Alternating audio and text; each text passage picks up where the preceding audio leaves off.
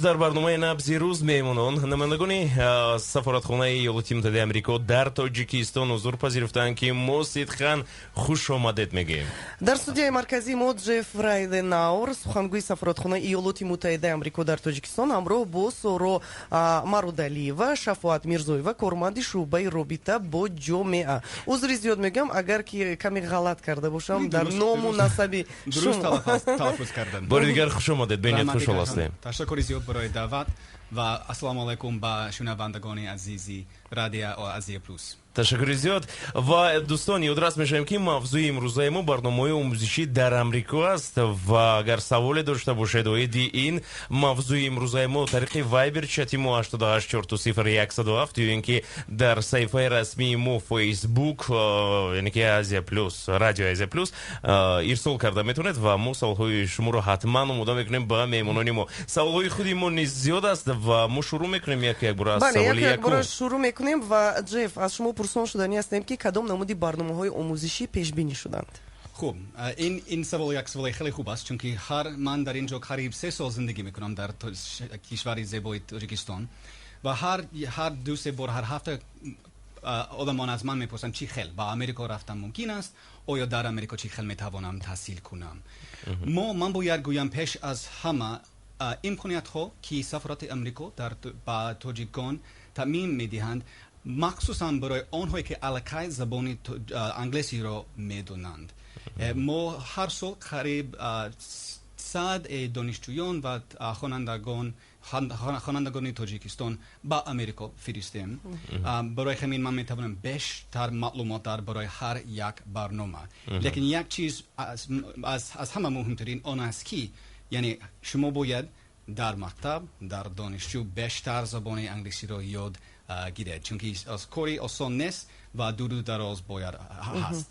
لیکن برای آنها که علاقه زبان انگلیسی را میدونند ما چندین برنامه های گوناگون داریم. یک از این برنامه فلکس این یک برای طلبگانی میانه مکتب میانه که در صنف 11 که بعد از این میتوانند برای 10 ماه در یک مکتب میانه آمریکایی با طور تماما رایگان یعنی استیپندیا تحصیل کنند و چیزی بهتر از این میتوانند با اویل آمریکایی زندگی کنند. یعنی که در اینجا بار دیگر تو اینکه بیشتر معلومات پیدا کنند شنونده‌های ما تکرار کردم میخواستم و یعنی که تنها صنف 11 باشند در این برنامه فلکس که نامگذاری شده است باید شرطی اساسی پورا دانستن زبان انگلیسی است یا اینکه البته بیشتر یعنی زبان انگلیسی یعنی که معاشرت کرده تواند لیکن باید یک معلوماتی کفایه تا که آنها میتوانند در مکتب میانی در آمریکا با زبان انگلیسی چیزهای آموزند. بله یعنی که فکری خود را بیان کرده توانند و معاشرت کرده توانند. و این یک پروسس برای این برنامه دور و دراز و شما باید یک این مصاحبه با آمریکاییان در اینجا در تاجیکستان کنید پیش از در این برنامه اشتراک کنند. برنامه آموزشی چون گفتید که علاقه رایگان است لیکن میخواستم یک چیز دیگر رو پرسان شوم که راهگیرو نیست لحظه که دانشجو میتوند از اینجا به آمریکا سفر بگیرد این هم رایگان باشد. این در برنامه فلکس ما در نظر داریم. برنامه فلکس هر یک چیز بسیار مهم که شما علاقه پرسیدید که یک برنامه هایی که امروز درباره ما صحبت میکنیم همه رایگان. لیکن در آمریکا در دانشگاه های آمریکایی بسیار برنامه های هستند که شما برای با پول میتوانید در آمریکا تحصیل کنید یعنی زبان انگلیسی یا یعنی درسی دیگر لیکن ما فقط در برای استیپند و برنامه های رایگان گپ میزنیم. تشکر زیاد. دیگر برنامه چگونه هستند؟ گفتید این فلکس این یکی از برنامه است برای مکتبچگان یعنی که نفرانی که صنف 11 هستند. بعد از این ما فقط در آمریکا برای آن دانشجویان که هنوز تحصیل کرده ایستادند ما یک برنامه نامش یوگراد و آنها برای یک سمستر چندین ماه در آمریکا با طور غیر اکادمی در یگان دانشگاه آمریکایی می توانند تحصیل کنند و این یک هم امکانیتی برای می باشد از طرف حکومت سفارت آمریکا. و یک چیز بسیار مهم شما باید ما رو در فیسبوک پیگیری کنید چون که ما همیشه این نمودی امکانیت اعلان میکنیم آیا ما 8 مرکز امریکایی در اینجا در تاجیکستان داریم اگر با شما اینترنت آنقدر دسترس نباشد شما میتوانید با مرکز امریکایی در اسفرا، خوجند، خرم، پنجکند، کلوب، خروک و البته در اینجا در دوشنبه هست و اینترنتی رایگان هست و شما می توانید از کارمندان این مرکز امریکایی بیشتر معلومات گیرید. фотои тариқи вайберчат саволи худро ирсол кардам. Салом ба шунавандагон, салом ба меҳмонони гироми қадри шумо. ва аз ин усул барои барномаҳо бояд чанд бошад? барои мастерс давомаш инҷо агар ки Мастерс дегри агар ки мо наоқадар забони англисиамон хуб аст аз ин лаҳза бошад лиҳоз дар фикри он мас фикр карда истодем ки аллакай бештар забони англисиро омӯзем. Хуб, марҳамат. خوب البته همین روز ما یک برنامه نامش فولبرایت و این کشوده هست برای سال تحصیلی 2020 و آنها میتوانند برای یک استیپندیا برای ماجستراتورا هجرخانه سپارند. گرچند این علاقه باز یک بار باید زبان انگلیسی رو دانند برای این برنامه لیکن اگر اشتباه نکنم وابسته از برنامه و وابسته از دانشگاه چونکه دانشگاه امریکایی چونکه میتواند کمتر زبان انگلیسی درسی زبان انگلیسی رو دیهان با شما بعد از این شما میتواند سپرد لیکن با فکر همکاری من بیشتر شفا بیشتر معلومات درباره این سوال رسانه. Данная программа объявляется каждый год в начале февраля и предоставляет возможность гражданам Таджикистана в течение 1 года или 2 лет проучиться в американских университетах и получить степень магистра. Самый задаваемый вопрос, есть ли возрастной лимит? Да. По данной программе возрастного лимита нету. И как уже сказал Джефф, у каждой программы есть свои требования. И английский язык это не самый главный, не одно из самых главных требований, но очень важный. По всем программам очень свободно нужно владеть английским языком. Помимо этого, есть и другие критерии. Например, по магистерской программе, помимо того, что нужно иметь очень хороший английский, также нужно иметь очень хорошие оценки, так как они предоставляют выписку из диплома, также лидерский потенциал и как минимум 2 года опыта работы. Другой из самых задаваемых вопросов, могут ли студенты сразу после 5-го курса подавать на магистерскую программу. К сожалению, 2 или 3 года, как мы внесли это требование, только после того, как участник имеет 2 года профессионального опыта, только потом он может участвовать в этой программе. Один из других важных таких вопросов самых задаваемых, все те участники, которые проходят по магистерской программе, они все должны будут сдать 2 теста. Это TOEFL и GRE. И еще GMAT в зависимости от направления. На момент подачи, если этих тестов нету, это не страшно. Программа, как Джефф сказал, она полностью покрывает все расходы. И если участник проходит удачно 2 этапа, то уже после интервью, 2 этапа, когда я говорю, первое это анкетирование, рассмотрение анкеты, второе это интервью. И если участник успешно проходит 2 этих этапа, то посольство оплачивает им все тесты, и они просто сдают. И в конце, в совокупности, когда собираются все баллы по анкетированию, интервью и тестам, и тогда по интересам и по всем этим баллам участникам выбираются соответствующие университеты. Каждый год мы отправляем 2 участника из Таджикистана, получаем анкеты где-то до 100 ежегодно. И иногда нам так, когда в программе остаются дополнительные средства, то тогда в таких случаях мы можем позволить отправить 3 участников. В прошлом году с Таджикистана поехали 3 участника, они сейчас обучаются в американских университетах, это по направлению юриспруденции, экономика и образования. ташаккури зиёд ба шумо шафоат. фарз кардем таҳсил карда аз дониши гирифтааш қонеъ нашуд, оё ӯ метавонад такроран ба он барнома ҳуҷҷат супорад? яъне ки фарз кардем ки донишҷӯ фарз кардем муддати чанд таҳсил кард, маълумотро гирифт ва ба ӯ намедонам аз рӯи ин барнома сертификатҳои махсус дода шуд ки ин дониши гирифтааш кофӣ набуд лекин барои худ маълумоти бештар нагирифтааст ва мехоҳад ки бори дигар идома диҳад масалан мутаҳсили худро, имкон дорад бори дуввум яъне ки дар ҳамон барнома боз иштирок кунад ва яъне ки ҳуҷҷатҳои худро супорад? имконаш ҳаст ё ки на? خب پیش از من میفهمم که باید میخواهد یعنی بیشتر معلومات گیرد چون که یک وقتی دانشگاه بسیار مهم است. این برنامه ما هر برنامه که ما ذکر کردیم طلبی مخصوص دارد و برای این یعنی یکی که علاقه ذکر کردیم یوگرد افسوس این فقط برای آنهایی که در دانشگاه همین حضور تحصیل کرده استودند که علاقه معلومات عالی ندارند. برای فولبرایت این فقط برای ماجستراتور اگر اشتباه نکنم. برای همین برای تکرار کردن ما یک برنامه استیپندیا نداریم، لیکن اگر این کس میخواهد در امریکا تحصیل کنند مرحمت این امکانیت وجود دارد، لیکن هم از برنامه سفارت امریکا. جف و در اینجا باشد یکی از شنوندگان ما داوود پرسون میشود Мазарат мехоҳам Гуландом пеш аз саволро мударна ин лаҳза бошад илова кардани ҳастанд. Можно будет, я добавлю, потому что, насколько я правильно поняла вопрос, если участник уже участвовал в одной из обменной программ «Юград», может ли он второй раз подать? К сожалению, наши участники ни по одной программе, они не могут повторно подавать. Но если участники и по программе Юград, и по программе Фулбрайт, например, в таджикских университетах они обучали юриспруденцию, но они хотят изучить социологию в американских университетах, то они могут подать на другое направление.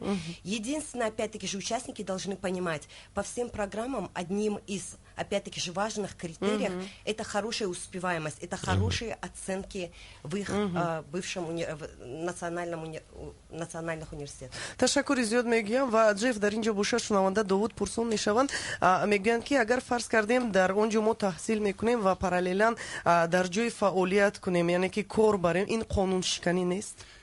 این قانون شکنی نیست. ما برای وابسته از برنامه برای فولبرایت با فکرم شفاعت بیشتر معلومات دارد. وابسته چون این علاقه از این میبرد که از برنامه از برنامه البته اگر شما تحصیل میکنید به این برنامه شما میتونید کار کنید، لیکن شفاعت بیشتر معلومات میدهد. Так как все обменные программы, они как бы получают статус G1, участники не имеют права работать во время учебы. Так как стипендия выдается на обучение, и в рамках каждой программы есть определенные часы на социальную работу. Это единственная работа, которая им позволяется. По программе Fulbright, то, что сказал сейчас Джефф, иногда разрешает. По программе Fulbright некоторым участникам разрешают помогать преподавать профессорам, но опять-таки же, если они будут определенные часы преподавать в университетах, то эти средства будут уже у них как бы снимут с их стипендии. Поэтому основная цель — дать образование, а не дать возможность работать в Америке. И по правилам J1 визе участники не могут участвовать и работать в Америке во время программы. дар ин ҷо бошад Фазлиддин ба мо менависанд, мегӯянд ки салом ба ҳамаи иштирокчиёни барнома. Саволи ман чунин аст. Ман дар университети яъне ки таҳсил мекунам ки дар Калифорния ҷойгир аст. 100% тариқи онлайн таҳсил мекунам ва мехоҳам бифаҳмам ки баъд аз хатм кардани яъне ки дипломи ман дар Тоҷикистон ба кор ба пеш меравад ё ин ки не? яъне ки таҳсил мекунам тариқи онлайн донишгоҳро хатм кардани ҳастанд. خب این وابسته از بسیار چیزهای گوناگون. وقتی که شما یک دیپلم معلومات عالی دارین، شما این امکانیت وجود دارد برای کار کردن، لیکن البته یعنی چیزی مهمترین چیزی یعنی روادید ویزا و می توانید از کنسول از سفارت امریکا این خیلی سپرد. یک برنامه هم وجود دارد برای آنها که علاقه در امریکا تحصیل کرده استودند تا که بعد از ختم کردن می توانند یک ویزای روادید مخصوص گرفتن و این خیلی می توانند کار کنند. لیک در اینجا باشد سوال اومد در مورد اونی که طریق آنلاین از تاجیکستان تحصیل کرده استودند و دیپلمی که به دست آوردند اگر داشته باشد می توانند بینند اگر این امکانیت وجود دارد از اول از یک جای کار بعد از این یک روادید، لیکن این یعنی عادتاً این خیل آدمان با امریکا نمیروند با اول تحصیل کردن یا با روادید گرین کارد. فهمم تشکر زیاد ادامه میدیم صحبت را صحبت را جالب است تو در اونجا کارمندان ما زنگ‌های تلفنی را قبول کردن و ما سوال رو آماده کردیم دیروز شخصا برای خود یک چند معلومات دیگر گرفتم بله خواهش دارم دیر نشده است گلندم تحصیل کردن زبان انگلیسی زیرا که من مدتی چند میگفتم بله در حقیقت حتی در سن 40 هم باشه باید که خونیم باید که همه روز خونیم از این میبارد که گلندان علاقه برای ما است در همون سن 40 سالگیش سفر کردن است خب بکنم باشد سوال رو ادامه میدیم زبان دانی جهان دانی گفتم خب برای دانشجویان اداره پولی یعنی که استیپندیا پیش بینی میشود در این بابت ما صحبت کردیم علاقه که استیپندیای مخصوص است تا حد برای مکتب بچگان و دانشجویان از برنامه‌ها یعنی که در همه برنامه‌ای که معین است لیکن باید تاکید کنم که همه این معلومات در صفحه فیسبوکی ما و هم صفحه اینترنتی ما و هم اگر بیشتر معلومات اگر چیزی شما نشنیدید میتوانید با 8 مرکز آمریکایی در سراسر تاجیکستان روید و در آنجا بیشتر معلومات برای این برنامه‌های استیپندیا هست. یک سوال اومده است در اینجا با ما شنونده با شریپов می‌نویسند غیر از فول برایت یعنی که در کدام برنامه‌ها ما دانشجویان میتونن اشتراک کنند خوب به نظرم باری دیگر تکرار کردن لازم است تکرار نیست ما یک برنامه داریم برای آنهایی که در علاقه در دانشگاه تحصیل کرده استودن نامش یوگراد و البته در صفحه فیسبوکی و صفحه اینترنتی ما هست و این برای یک سمستر یعنی چندی ماه میتواند با طور غیر اکادمی تحصیل کنند و این یک برنامه خیلی خوب است بسیار شاکوور چون که شما یک امکانیت دارد در سراسر دانشگاه‌های آمریکا تحصیل کنند.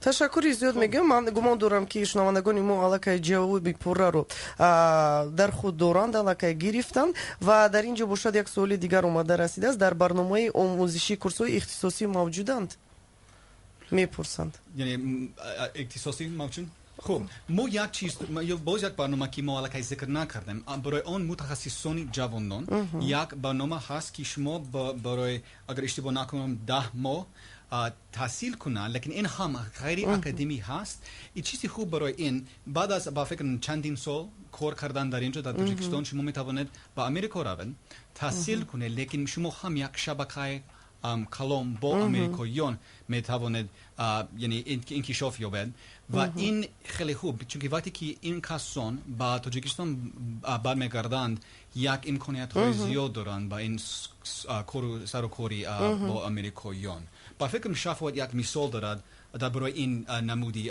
این کس که این خیلی کرد مرحبا Если говорить о профессиональном развитии, то есть программа Хьюберт Хамфри, то, что сейчас говорил Джефф. Эта программа, я еще повторюсь, то, что она не предоставляет ученую степень, она дает возможность молодым специалистам, те, которые имеют как минимум 5 лет опыта работы, это очень важный критерий, обучиться в течение первого семестра тем предметам, которые он выбрал по своему направлению, и второй семестр уже проходить стажировку в американских организациях, опять-таки же по его интересам. И в этом году у нас вот наша одна девочка, она обучается по публичной политике, и уже вот, скажем, вот сейчас уже у нее, наверное, начинается стажировка.